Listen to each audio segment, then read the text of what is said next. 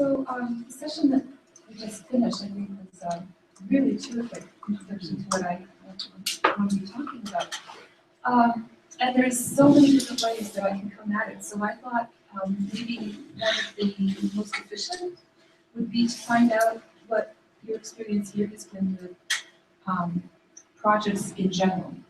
Not necessarily authentic and collaborative, but maybe you've experienced things as a student doing things project-wise, or maybe as an instructor, and what you come away with, or maybe there's a concern that you have, or you remember what lingering emotion you have associated with it.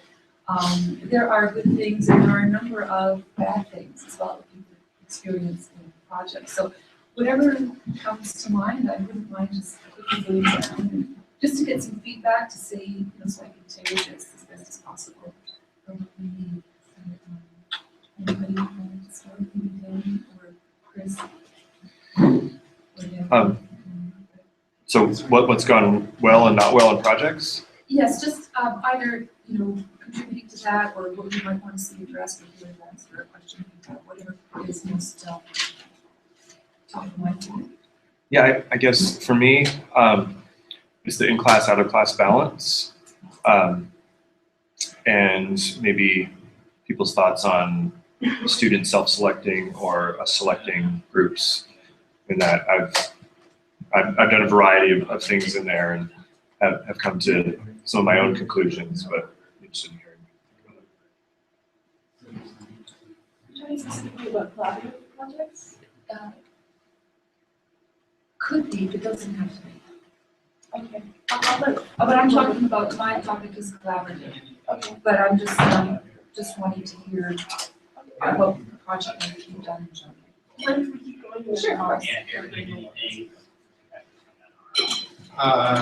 What I have struggled with most with projects is keeping them varied. I feel like I do a lot of ask my students to do a lot of collaborative projects in class, and that sometimes that can feel like we're doing it every day. I'm like, there's projects, get to work, and that gets a little boring sometimes. But they also really like certain things. This is more from the perspective of being a student, and maybe this is just my obsessive nature, wanting to control everything.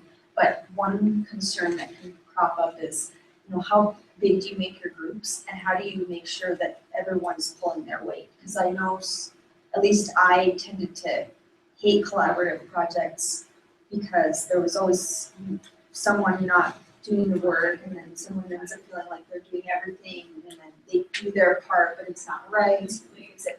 And how to kind of balance that, because I think that can be a turnoff for people, and then they just roll their eyes and say, oh, they can do a group project. So kind of figure that.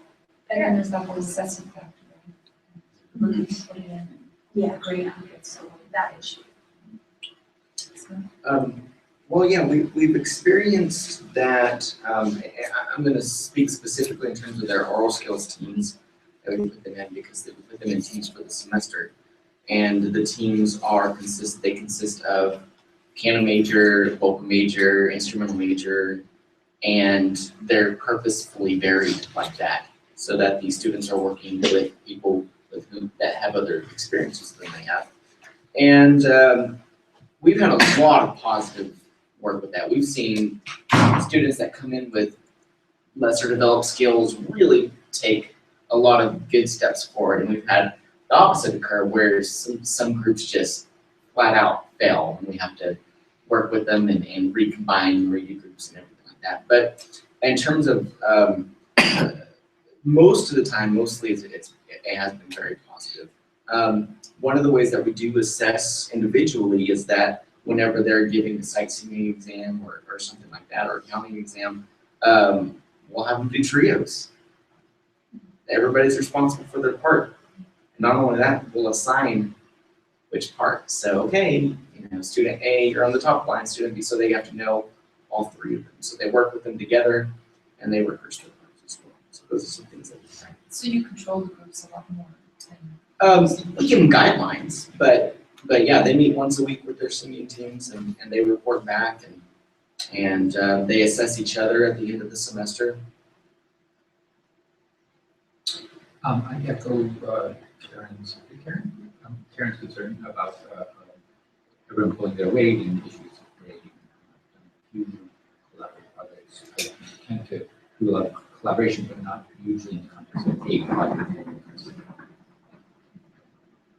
Yeah, in my experience as a student, I think smaller groups tend to work better in terms of fairness and people doing the work. I did 2 projects in the postal analysis class in the spring that were just partner projects. And those worked really well because we, in each, the other person had different skills than I did, so they could do a different part of it, but we always felt like we were doing the same amount of work. And the grade was for both of us, not just like someone got one person got us down and us. It seemed like fair as a whole. I've actually, this is one of the huge issues I was wrestling with, is like how do you form groups, and things like that. So I want to give like 2 little things in there. First off, there's been a lot of research that says when students form their own groups, they do a terrible job. They just pick their friends and they get in fights and they don't actually do a good job of that. So, and you can cite like resources and research that says that too. So that's kind of something to put out. That said, I've done both options. But I talked to a psychology prof who had a really awesome thing that she did. She gave everyone a survey at the beginning of the semester. And it's like a bunch of questions, but one of them was like, what is your attitude towards group works? Answer A was, I hate group works. I hate group work because I always end up doing all the work. And answer B is like, I love group work. I learned so much from my colleagues and things like that. And I forget what C and D are. Basically, she puts all the A's together and all the B's together. And she says, that eliminates so much of the social dynamics that are conflicting, because you have this and you end up with super high powered groups. Like these guys do kick-ass projects.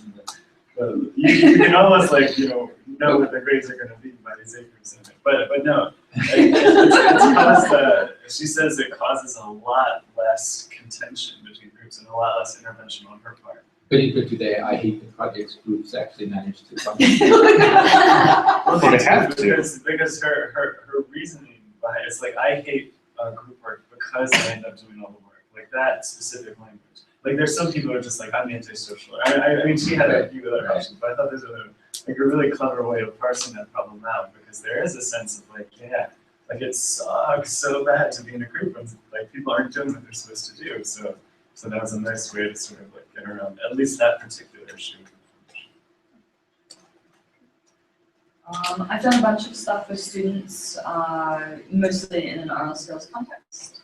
What I found to be really helpful is to split the project almost into 2 phases, where first phase, kind of like you were saying, is an individual thing. The most recent project I did was a transcription project, and students had, depending on your group, you either had a vocal piece or a chamber work, and there were multiple parts, and each student was responsible for transcribing one part on their own individually. And then you were put together into a group of, okay, you did the soprano line, I did the alto line, and now we have to put it together. Oh wait, our rhythm doesn't line up in this bar, and comparing their transcriptions and trying to get it together into one actual piece. And that seemed to work well. And to try and combat you have to do all this outside of class. As they were working on these, I would hold in-class workshops where the groups would come, they would work together, and then I was there and I could walk around and help, but really it was just a time for them to work. And then if it was, hey, we're really stuck on this bar, can you listen to this and help us? I was there to help them. Instead of them being on their own in a dorm lobby going, I really don't understand this. I think generally I tend to encourage a lot of group work, a lot of collaborative work, just regardless of the project. That's something I'm just very much in favor of. And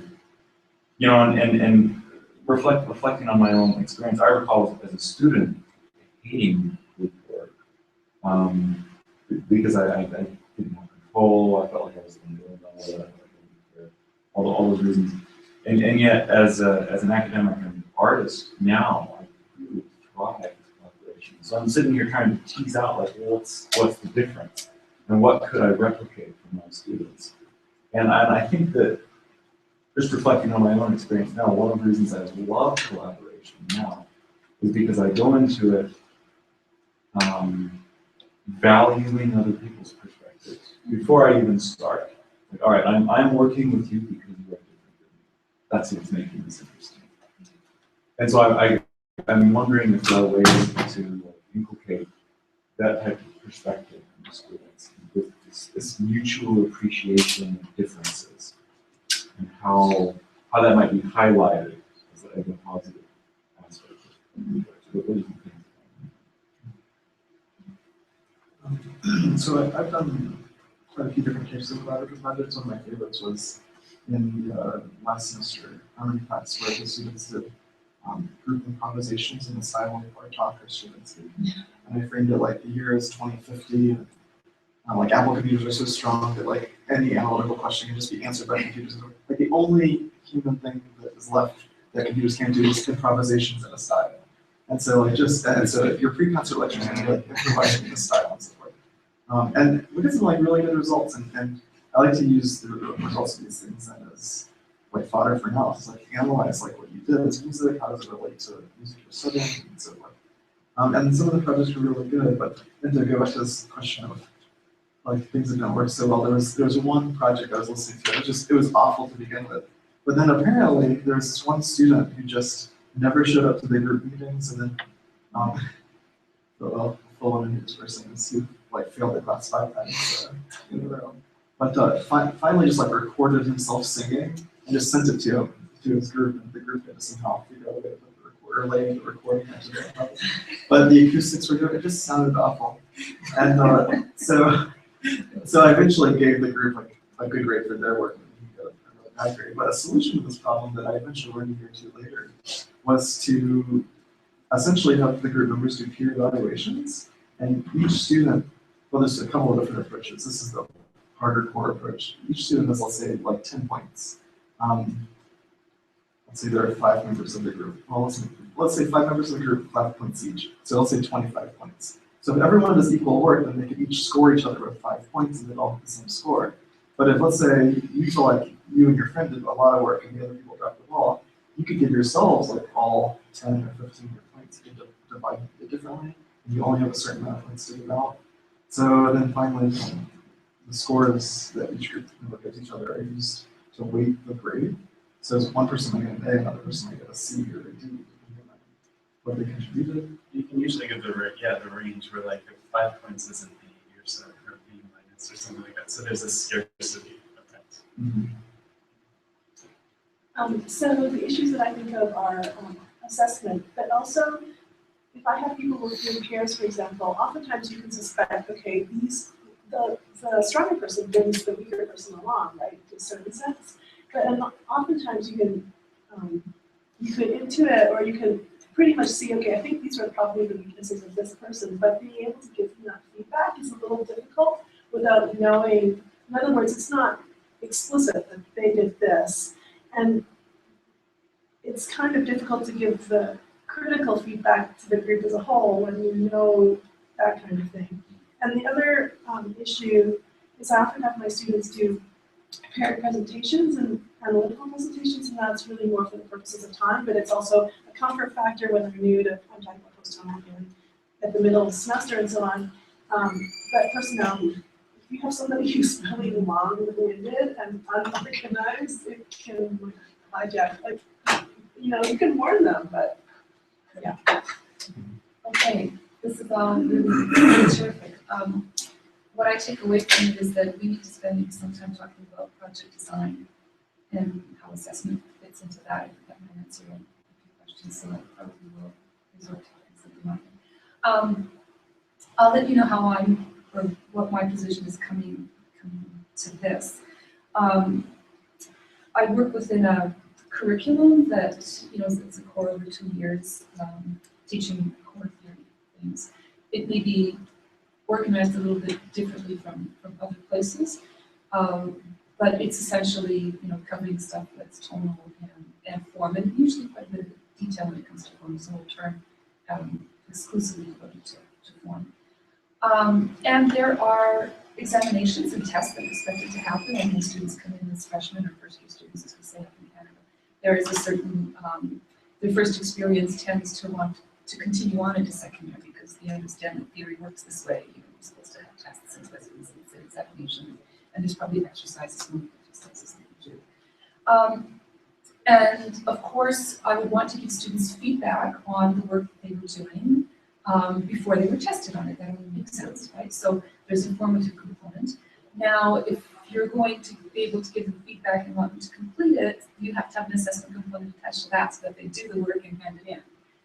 And after doing this for a few years, I realized one evening as I was sitting at the piano playing this stuff, that I began to feel an incredible amount of pain. And the pain was really deep inside. It was like my soul, practically, if I could say that, saying, why are you doing this? What's going on? Why is this not working? Because I began to feel really disheartened by work that was indicating to me that not just that I don't get it, but the message it was sending, I don't want to get it. It was presented perhaps with maybe some coffee or food stains because somebody had done this, something that maybe I had spent some hours trying to figure out what's the, how can they best show me? How can they best show me whether they've retained certain things?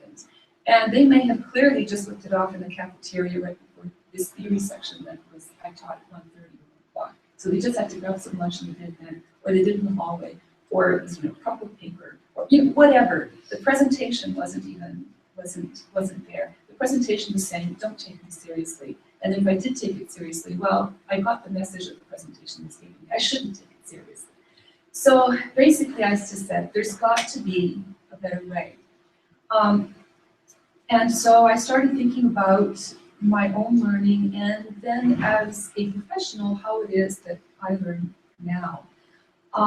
And I also realized about the same time that this happens in theory class, probably happens in history class, it might happen in other classes, but for some reason it really rarely happens in studio. And maybe this had something to do with the fact of people saying, when sometimes we have discussions, well, you might be learning this in theory class, but they don't bring it to my studio. Right? So there isn't the transfer that is going on. And I began to ask, well, maybe that's tied into it as well. Maybe it's something about the learning process and how might this come together. So as it was coming together for me, I kind of teased apart different ways of thinking about how the learning process or how I might want it to happen in the theory classroom. And I thought about engaging students as theorists from the very beginning. Can I do this at the first year or second year level? Can I treat them as budding theorists as opposed to theory students? Because it occurred to me that, in our composition classes or in our studio classes, I think students are treated as performers or as composers, at least in my institution.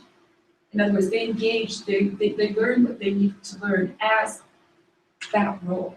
So, when they do their recital, when they do their juries or whatever, they are performers. When they come into a studio, you sit down and you perform, right? You don't learn about it, you learn it, right? So, and in the classroom, there's a lot of learning about if you're a student. And I was beginning to wonder if there's a different focus, would that change the quality of the work or the perception of what it is that they're there to do and to learn.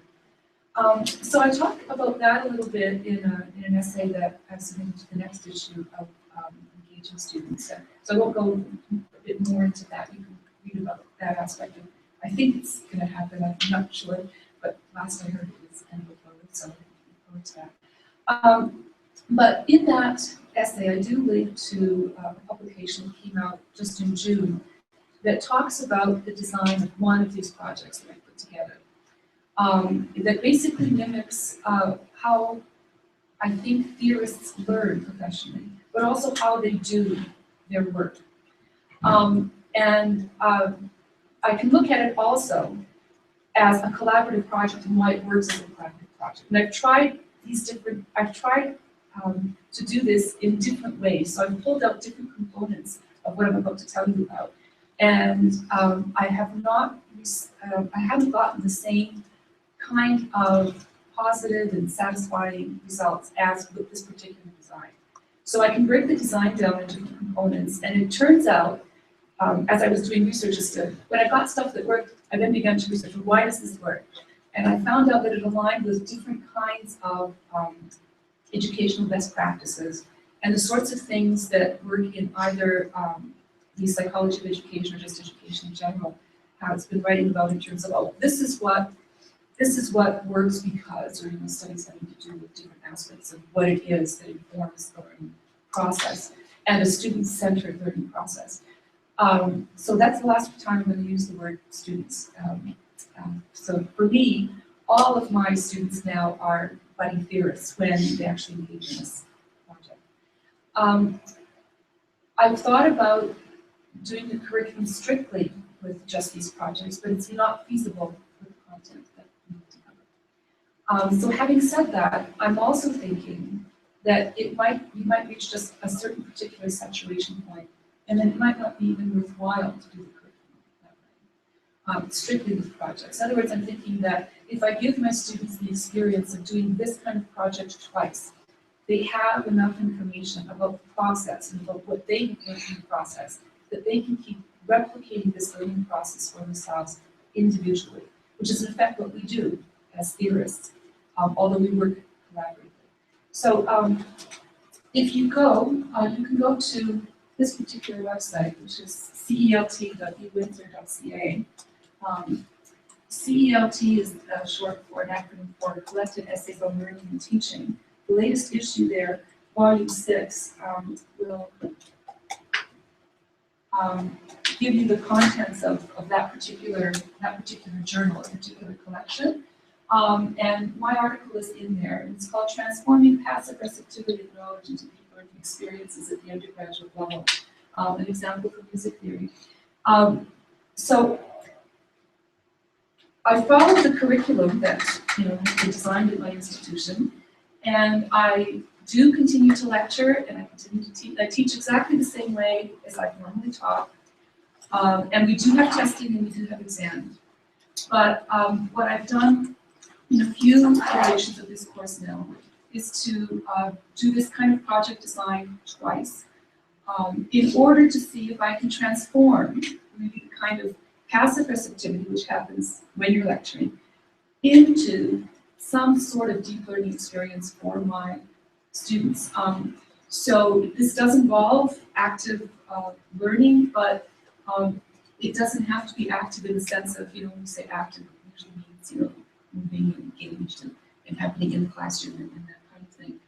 There could be different ways of implementing and varying that. But what's important to me is the deep learning, because that means, by that, we typically mean deep processing and therefore retained, or something that's retained. And one of the things that I've learned is that what might be important, what I might think might be important for a student to retain is not necessarily what's important for the student to retain. And that probably is the better thing. That if there's something that the student really needs to be retained, then that's going to inform perhaps eventually what I might want them to retain. As an appendix to this, please don't read this now, but as an appendix to this, at the very end is an example of a project. And this would happen at the first term or second year.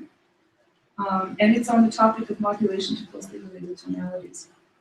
There's a lot of information that you might find here, and it might look particularly controlling. But in my experience, if I give my students as much information as possible about what I want to receive coming back, then I'll get it, and I'll get it at a very high level. And that aligns with, say, for example, in studio, if a student is learning now, I don't know, Chopin Ballad. They have all kinds of information at their disposal. They can hear all kinds of different performances. They have the score in front of them. They have absolutely all the information that they need. They don't have to guess at anything in order to reproduce this work to perform it. They don't necessarily have the information about how to get to a particular performance point, but that's the process of how they learn to do that. And they have a guide to coax them through. But they don't have to guess at what are the notes in this phrase. They don't have to guess at what the form is necessarily. They don't have to, really everything is given to them.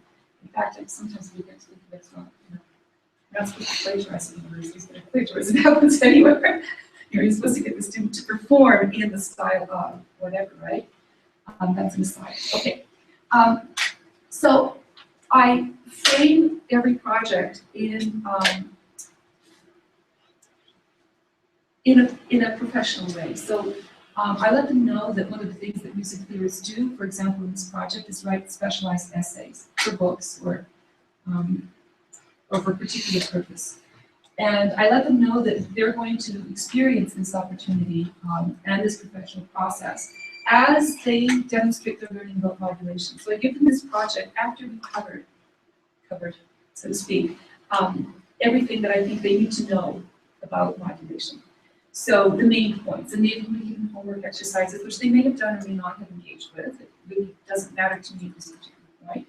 But we've done work in class about taking out the assignments and talked about issues and difficulties and voice leading, all these kinds of things, paradigms, things to keep in mind in terms of what modulation may require. And I give them some general instructions about what the project looks like. So the project consists of various different components. And this might be one of the differences between solving a problem and compiling a project. I let them know exactly the way I want to receive the project. And this has to do with that painful experience of mine of taking in work that didn't seem to be really cared for. And also this helps in the grading if everything is in order. So I let them know that your project needs a title page. I let them know exactly what that title is and exactly that it needs to indicate who the author and the editor is. So here students work in groups of 2. So there's small groups. So people who've made comments about small groups are better. That could be, but maybe not necessarily so. I think that what's most important is that what every person brings to the project needs to be really, really clearly defined. And that helps to keep the work balanced and then fair. And by really clearly defined, I'll show you what I mean with some of the instructions here. I allow my students to form their own groups, and I use them as course learning management tool. So, I design groups of 2, people can sign in. At the second year level, many students know who they are coming through the first year. Some don't. There's some people who come in as well. Some people already know who they might want to work with. That may prove to be, in some certain situations, good or bad, because friends don't always work well together, but sometimes they do. But I think if you set the project up well, it really doesn't matter. At least what I have found here is that if I allow my students to form their own groups, in this particular design, I've had no issues. And I think that's because there are really clear definitions of what people need to do. And there's also a process that's really clearly defined that they have to follow. There are variations that they can do within that process, but the process that I have outlined needs to be followed. So what happens is that one person decides they want to be the author and the other the editor, and it's important then that they change roles for the next project. So it's important in this case to do 2 because there are different roles in place. And then it's important, I think, for students to switch roles so that they feel by the end that doing both of them, they've done an equal share of learning. That was my perspective. But I have since learned that there are perhaps different facets, different learning experiences as author and editor that are really valuable and that students actually want to have access to both, and that's come through in the project. So first of all, the author writes an essay, and I let them know that the essay has to include a chorale example and a repertoire exercise, something which is the repertoire, and a chorale style example. There is also a review of the first version of the essay, there's a revised version of the essay, and then there are reflections of both the author and the editor, and a rubric for assessment, which I give them with this particular project. I'll talk about more about the details of these components as we review them in a minute. But I let them know you've got to include all 7 of these things in this particular order, and there are these deadlines that you need to comply with. So there is a deadline, there's an internal deadline within this project for the author to submit the first version of the essay to the editor. I found that in the first project, it's important for me to set that. But I let them know that everybody's got different schedules. As long as you can agree both, you equally agree that you want to change the deadline, then that's all right by me. But I put this in so that it guards against procrastination. And then it allows the editor to be able to do their work, or enough time for the editor to do their work. I explain that to them. So it then helps if the author wants to change the deadline, for the editor to say, okay, well, part of the project here requires, and this is the guideline, we need to follow this. This is not going to work for me because this is when I'm rehearsing this, or I'm working here or doing that. And they can then, between themselves, negotiate and realize, well, okay, this is the deadline I need to work towards. And that needs to be set, of course, before the project begins. And then there's also the deadline for the editor to review and submit the review report to the author, and then the deadline for me to take in the project. So in other words, it mimics very much what would happen in, my writing an essay.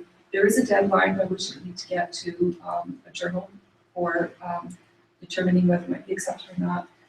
There would be a deadline by which I would expect the editor to get back to me, or even the kind of deadlines that I engage in students, right? This is the window in which we have to work, and this is the deadline by which it needs to be finished, and if that doesn't happen, sorry, you're out of luck.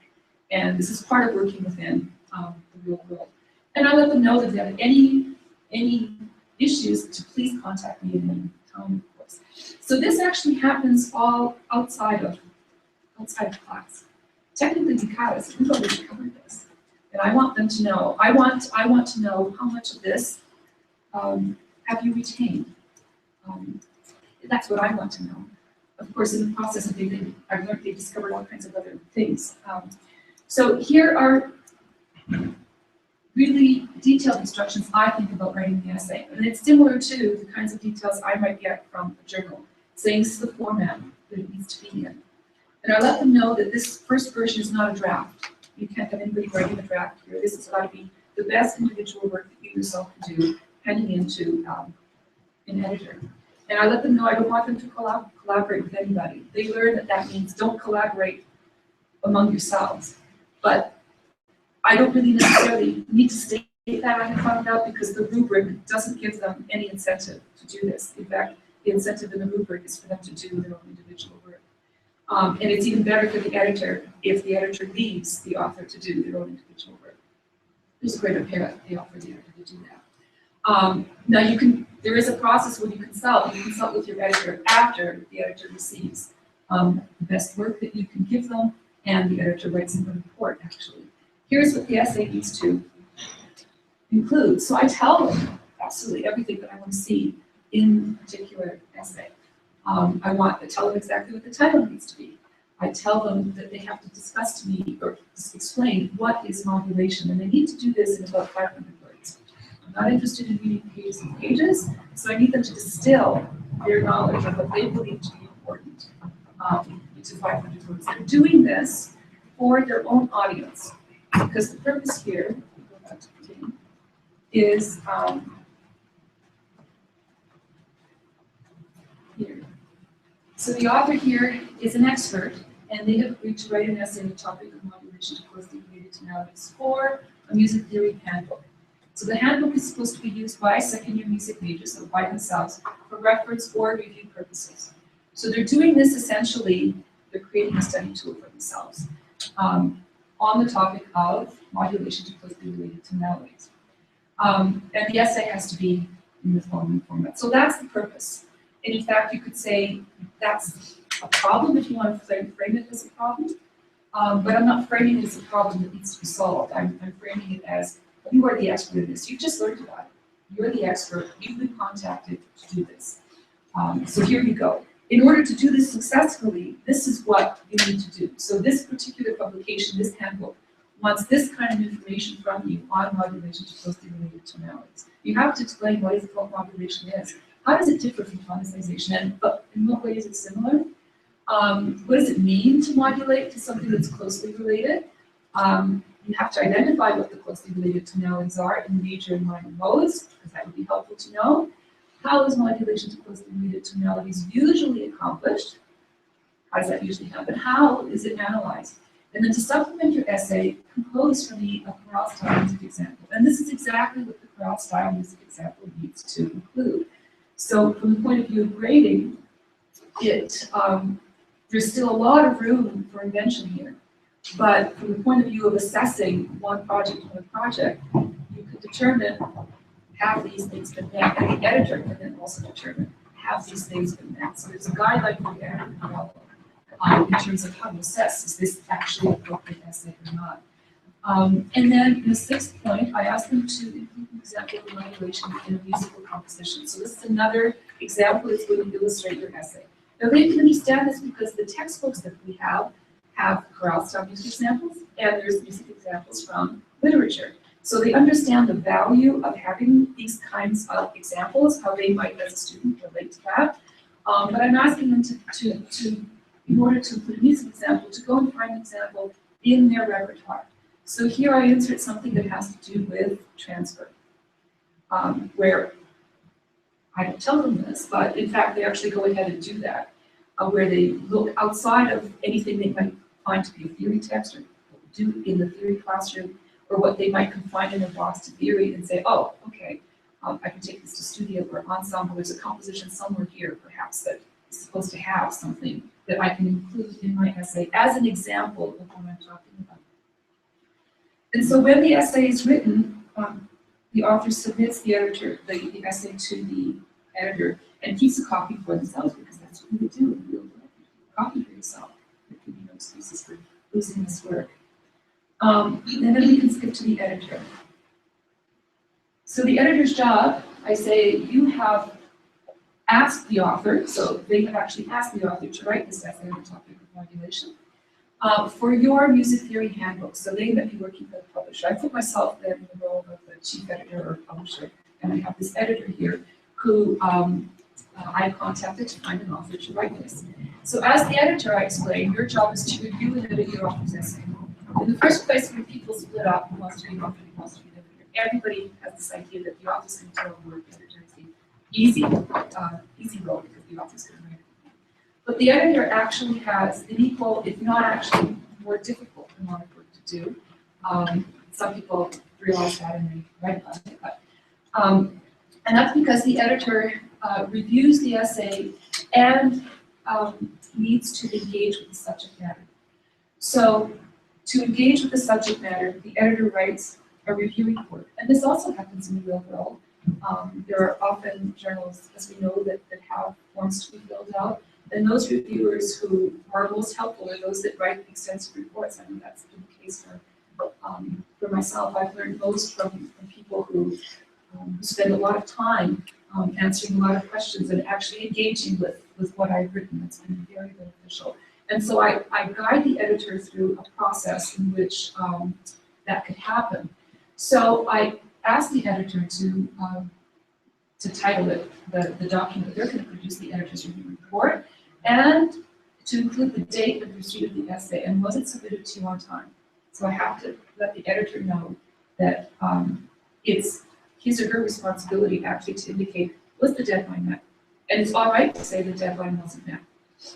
Usually nobody says the deadline was not met. If it wasn't the deadline that was suggested, there's an explanation. This deadline really didn't work for us, but this was much better, and so I really appreciate this as far as I'm concerned. And then the report addresses, does the presentation of the essay comply with expectations? So what does it mean for the presentation to comply? It means, is the essay appropriately titled? Does it include the author's name? Is it double-spaced? Is all work neatly presented? So presentation for me is first and foremost just because I want them to understand that presentation is also an important part of what is professional presentation as being a theorist or in learning theory. They learn this in studio, right? When you come out on stage, they're told what is appropriate etiquette. And I'm thinking, maybe that's might not be a bad idea when it comes to doing work as a theorist. Is the essay an appropriate length? So it must be approximately 500 words long. The editor shouldn't be reading through something that's twice that long, or 3 times that long, or something that's random, or something that's not well written overall, or something that is structured properly, or maybe it's not structured properly. But if it's not, then here's an opportunity for the editor to point this out. And does the essay explain modulation clearly? And if not, suggest clarification. So this means clearly to the editor now. Does it compare modulation with tonicization correctly? If not, suggest changes. So that I'm going back to the instructions for the author then. Does the essay include innate measure and chorale? And does it comply with all of the requirements that the author needs to actually comply with in his instructions? Does the essay include an example of modulation in an excerpt from music repertoire? And finally, while the author is doing their work, clearly the editor needs to do just as much, because the editor needs to be just as much of an expert in order to review. And so, as part of that process, the editor also needs to create their own chorale style music example and find a source from their own repertoire as an example of the literature, so that they can compare and contrast. And then the review report engaged with that. And then submit that whole review report to the author. And then there's the collaborative process where they figure out, well, what should this be? How should this be revised if it needs to be revised? There's the consultation process. And then they work together to make this the best that they could possibly make it, their final version of the essay. And then each one reflects on the entire project experience. And there's just some guidance given here by saying you can try and address these particular questions, but you don't have to. Here's something that you can write about. What did you find valuable to me in this project? What did I learn about the project while doing this project that I didn't know before? And this is because they essentially covered in a traditional setting this material before. But what did you learn by doing this that you didn't know before? So I don't mean necessarily even something before outside the theory classroom, although they could interpret it that way. What difficulties did I encounter while engaging in this project, and how did I remedy them? So that's come up in this group discussion where this is a point where this is a place where they can tell me about it. What did I learn from writing? Because there's a lot of writing, and you can see perhaps if you're familiar with writing to learn, that in fact the writing of the essay is essentially that. The collaboration is the pure learning component, and the reflection is the whole literature about reflection and the metacognition of that is. What did I learn about writing, or what did I learn then about my own learning? If they don't get to that by those first 4 questions, I sort of throw that out there in case they want to write specifically answering the question. Here's the rubric for assessment, so that I can make this a little larger. I found that this simplifies grading a lot, because I've got essentially from 0 to 4 points in categories that would be important for me. And I've separated out between author and editor points because the design of the project allows me to do that. So I have different categories. The first is the presentation of the project.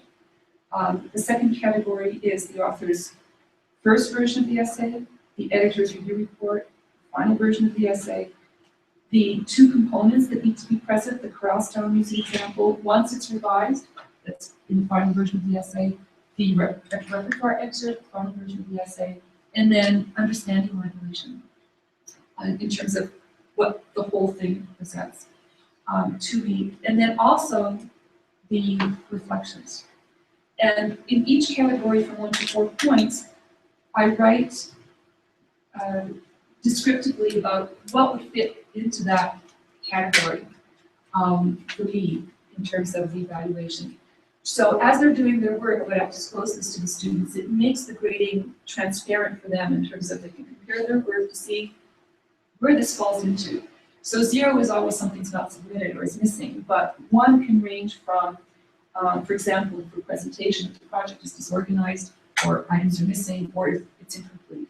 So if it's completely disorganized, then they're just going to get 1 on it, and that's just it in that particular category. On the other hand, if it's completely organized and complete, and it's essentially if they could give me back what I asked for, and it's amazing to me how this doesn't happen, how often it doesn't happen in the first. You think it would be really simple, and at first I thought, oh, that's an easy 4 marks, everybody's going to get 4. Rarely do people get 4 on their first, and then they look at it and they go, oh, it's so very strange. So it's easy to know. Or the author's first version of the essay does not then assess for accuracy, but it assesses for how well did the person meet the requirements of what needs to happen. So to reach a 4, essentially, really what it means is it is obvious that the essay matters to the author, and I explain what that means. So you can read through that on your own, but you can see that that the author is graded on what the author is responsible for. The editor is graded on what the editor is responsible for. What both are responsible for, they get the same mark in that particular category because both have had input. Both have decided that this is an example of our best work, and so this is what we are submitting. And then the reflections are also graded separately. So it's out of a total of 28 points for both, but there becomes no issue here of being able to determine or to try to guess at who has done better or worse work or more or less work, because I've taken everything in, including the first versions. If you miss that out, then the project begins to fall apart. You don't get the same kinds of results. Because then they realize, oh, I really don't have to put in the effort here. I can skim this over. But if you take it all in, and they can see why you're taking it all in, because every component actually receives some attention. That doesn't mean that it takes a long time to grade it. Because in fact, if you jump to the reflections, it'll tell you a lot about the quality of work that you're going to receive to begin with. And if you read the final version of the essay, it'll tell you a lot about what the original parts were about. If you have graduate students, it makes it really easy for to grade here. I have graded these things on my own, but sometimes the grading is just, oh, I can see this happening in these particular categories, so I underline something might be true here and something might be true here. So I don't necessarily give 1 to 4, I might give something in between because there's something that belongs in category 1, there's something that belongs in category 4. Maybe midpoint is 2.5 or something like that. And they can easily see, oh, this is where I haven't quite met. If you have a music therapy program, we have a very strong music therapy program. But students in that program, particularly if they're graduate students, are excellent people at doing reflections because they've been reflecting the whole time. They've been writing reflection journals. There's a way to get assistance for grading that. There is a lot of material that comes in, but I was trying to be able to streamline the assessment of that particular material. And I found that I still need to take it in to make the project work for students and to get the kind of learning results that I would like to get. But I don't necessarily need to spend a lot of time in going over and fixing things. So you might expect that, writing an essay of 500 words at the sophomore level on a theory topic to sound like a theorist is a tall order, and it is. And you might expect to get all kinds of work that might not be up to snuff, and I found that this peer collaboration is wonderful. I once had a comment from a student saying, well, of course I don't expect my prof to understand what I've written. Why would I want to do that? That's a different generation, it's a different way of thinking. But it sure is important for me for my friend to understand what I wrote. I mean, if they don't understand, there's something wrong with me, I have to fix it. So they will much sooner, of course, listen to something coming from a peer and take that seriously and work that up than they will from me. And that's good to know because that factors into the next piece of work that they do. So if I'm spending time giving them feedback, and if they expect that the feedback that I get is going to be critical, and of course I'm going to tell them that you're not quite where you need to be, and they can dismiss that because they know that that's what they're going to get, then it's not efficient for me to do that. It's much more efficient for me to let them get that information from someplace that's going to make sense to them. What I've done in this particular article is I've analyzed the reflections that the students have written in. And time. And I'm not going to go over them, but I'm just going to go over a few to show you the sorts of things that have come out that allow me, I think, to say that this is successful because of the design. So for example, I have them analyzed in tables.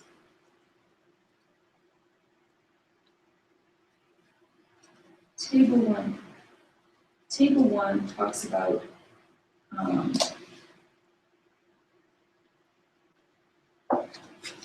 engagement with the subject matter. So if I can get students to, does this project engage the students with the subject matter beyond the sorts of things that we've done prior to this project? So some of the comments that that we could look at here are, for example, the second one. These are author statements. Another surprising challenge I encountered was finding a suitable music example from my own repertoire to illustrate modulation. It occurred to me just how simply modulation is being exposed to me in the classroom as I sifted through my post-classical period repertoire, attempting to find some semblance of clearly modeled pivot modulation. I've chosen this one because some of the things that came out yesterday was this business of whether or not theory relates to the repertoire that students are playing. In doing this project, the student hasn't said, this doesn't relate at all, but the students have been able to say, oh, this is so much more complex, I think, the repertoire that I'm playing. And so it's not that it doesn't relate, but in fact, they can categorize, they can see that, oh, I'm probably on my way to something more important. So there are statements about substantial engagement by author and also by editor. You can go through those if you wish. The category that jumped out most at me was kinds of comments would be those that have to do with metacognition or meta learning. So comments that describe students engaging with learning about how they learn, which opens up a whole other way of talking about projects like this in the sense of, okay, if we are teaching students the basics of theory in terms of concept, should those basics not include basics of how to learn those particular concepts? And perhaps is that not more important? Because if they learn how to learn, in other words, how to go about doing that sort of thing and this kind of learning that they have to do in order to do it, is that not equally, if not more so important than learning the content then something that can be added later? So if we look at, for example, the very first comment, here is, as someone who is strongly considering music education as a career path, so this is not a theorist, I found that attempting to teach such an essential aspect of music as modulation brought to light the difficulty of expressing my understanding of the topic into words that could be understood by my peers. In fact, anecdotally, I've had people come up to me and say, I can't believe we're sitting in the same classroom. Because somebody's understanding is different from, this person's understanding. If a student is strong and a student is weak, and they are, grouped as author and editor together, it really doesn't matter. In fact, what happens is that it might encourage the weaker student to rise to the level that they need to be. But I think more importantly, it engages the weaker student in a way that they've not been engaged. It also tells the weaker student that they are equally an expert to the author, or the other way around, right? So the person needs to change their attitude, or not that they need to, the attitude has been changed for them. They just need to agree to accept that. And that also surfaces in the reflections where I've gotten comments that I never realized how important my attitude is to my learning. In fact, if I viewed this as something that I enjoy doing, because I enjoy writing, I really don't like theory, but I really enjoy writing. And when I was doing the enjoyment of the writing, I realized, oh, I actually enjoy this too, or this is my path into enjoying theory. Which is something you'd never, realize, I think, otherwise. And there's also examples of transfer. Beginnings examples of transfer. Now, this is the very first assignment, but I suppose that one of my favorites is this last one. During the process of this project, I truly learned the complete myth behind the common yet completely false phrase, those that can't do, teach. This phrase is spoken so many times, but it's absolutely untrue. As a student of music education, I found this project helpful to think in terms of creating a lesson plan or a handout sheet for students. When forced to write all you know about a certain topic, you start to become somewhat of an expert in that field, and more of an expert as you teach what you know to others. And there's other comments like that that come through about the different headspace students need to be in if they are put in the role of an expert that needs to instruct, and then what that means to them as a way of learning. And there are comments in here that say that this is what I'm going to take away and then apply this to, I should apply this to everything that I do. Of course, it takes a lot of time, but the point that's coming across is they've gone through a process that includes revision, which also never happens. And yet that's probably the most where I speak for myself, where I have learned. If I produce something and then I revise it, it's in the process of revision, especially with feedback from others, where the learning really takes place. So many people, they're so used to writing. The writing part doesn't face anybody, it seems to me. But it's when it comes back to say that this is not clear, or I understand this way, where they stop and they think, oh, this is the first time I've received this kind of feedback. Why don't you understand this? This is the way it's supposed to be. Well, no, it's supposed to be this way. Why do you think that? And then they begin to do what we do, which is we come to a consensus as we negotiate our knowledge on a particular concept.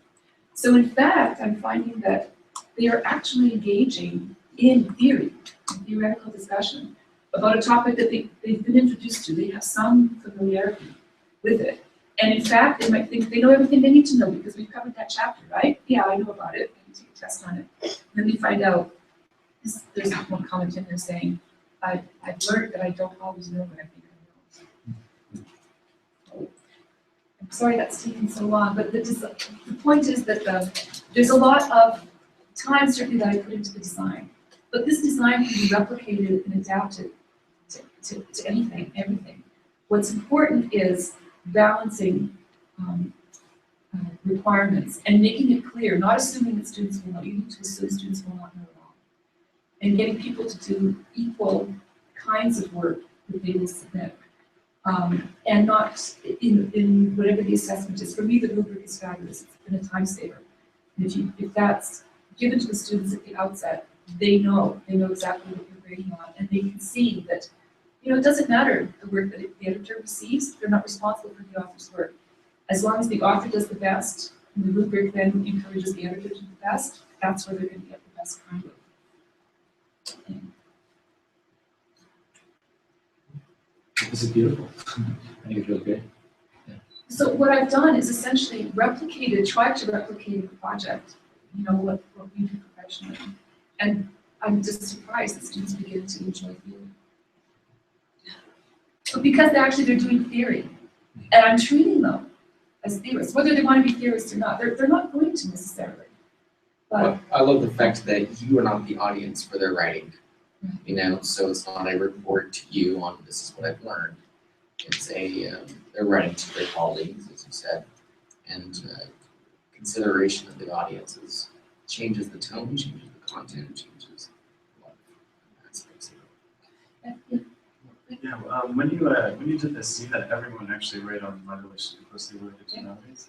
Have you considered spreading it so they'd actually come up with a music theory input, like if individual groups did different topics, and you'd have this great resource that the whole class had this investment to sort of read and they share with each other. Things like that. Absolutely. One of the reasons why I have everybody working at the same time on a particular topic is that we have things like intensive weeks in our institution where students rehearse every single evening for moments or something or choir performance. And so basically, everybody knows these are intensive weeks and this is the time. And it happens more often than not that our students are always involved in all kinds of things, right? So even in something like this, this takes about 2 weeks to go through this process with internal deadline and revisions and things like that. So there's this time component within a term that we have to do. It can be staggered if it's not an issue, but I was trying to put these into windows where students would be relatively free from intensive weekends. It's kind of a technical question, I'm sorry if this is naive, but for publishing this article, did you need to get human research permission? Yeah. So the reflections here, or the comments from reflections, are students who agreed to participate in a secondary study. So I contacted them after the course was over to say, and I didn't know I was going to do this going in, but it was just that I was so surprised by what they were writing that I wanted to sort of well, how did this happen? And the more they write on, you know, how they learned how to learn, or what they realized they didn't know, that seemed to be so much more important than even engaging with. I started out with, I want you to engage with these concepts because they're so important, they're fundamental to what we need, right? And I've come away from it thinking that's not important at all. It's far more important that they engage with a process that's valid for each individual student. So that's maybe another benefit where here you are in a classroom, there's lots of students and everybody has their own way of learning. Everybody falls as either, you know, somebody wants to learn in depth, somebody wants to be surface, somebody wants to be strategic. But it seems to me that even that category drops away. It's not so much an issue because whether or not you're a strategic learner, you can apply that attitude to this project and do well. There's no, it's strange. I've received no resistance from this design. I receive resistance if I drop off I thought, well, I don't want to take in so much material. I'll tell them that they have to do this and they have to revise it, but I won't take it in. This is where the project begins to fall apart because the stuff that happens, in other words, there's stuff that's in the background and is hidden. And whatever is hidden is not going to work. It needs to be brought out into the light and to be assessed. Sorry for the questions, but so then one of the things that can be really time consuming in grading is writing specific comments, but it sounds like they having the rubric kind of takes care of a lot of that, so you don't have to write as much, is that right? Yeah, so I've written everything in the rubric and I just underline. Oh.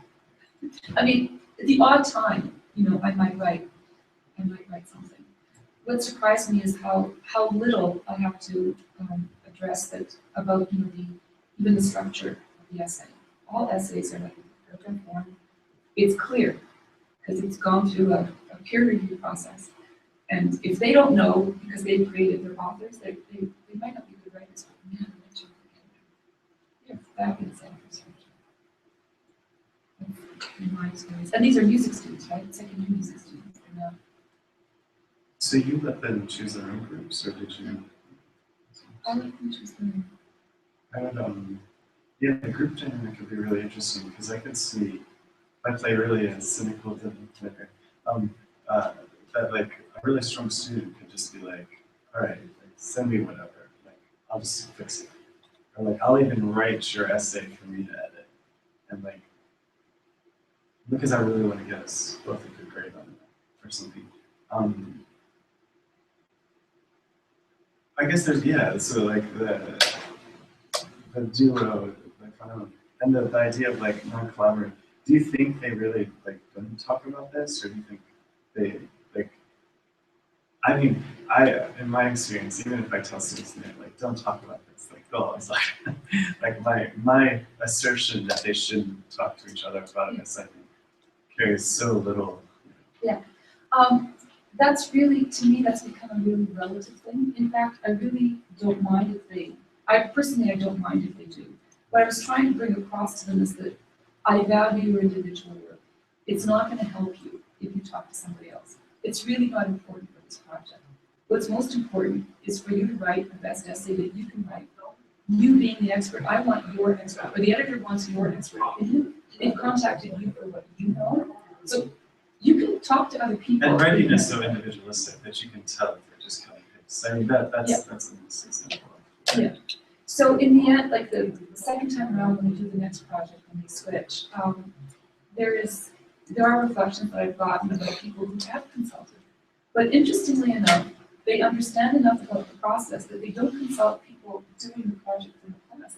They'll consult a different music student, a friend at a different institution, or they'll consult with their mother, the piano teacher, or their sister or brother who's a different kind of musician, maybe at a different level, or already has a degree and knows about these terms. Can you help me out with this kind of thing?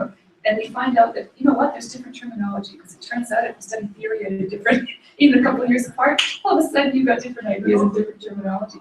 And then they engage with, conceptual discussions. Oh my God, you understand this way. You've got a theoretical conversation. We are kind of pushing some time problems here. Does anyone have any other last-minute things they need to get discussed?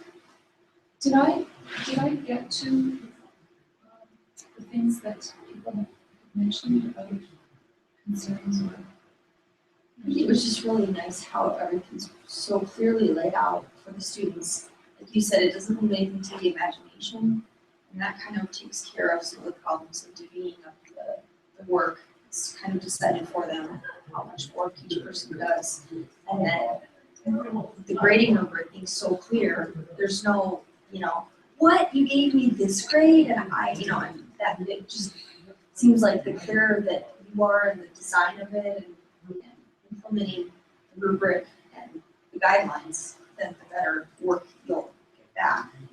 If they read it all. Yeah. They sometimes have to. Well, and there's also the fact that it's very hard to know, unless you've dealt with academic writing, what that looks like. I know that when I've had students be peer editors, sometimes the comments that they give are really awful. And very often that's based on their perceptions of academic writing.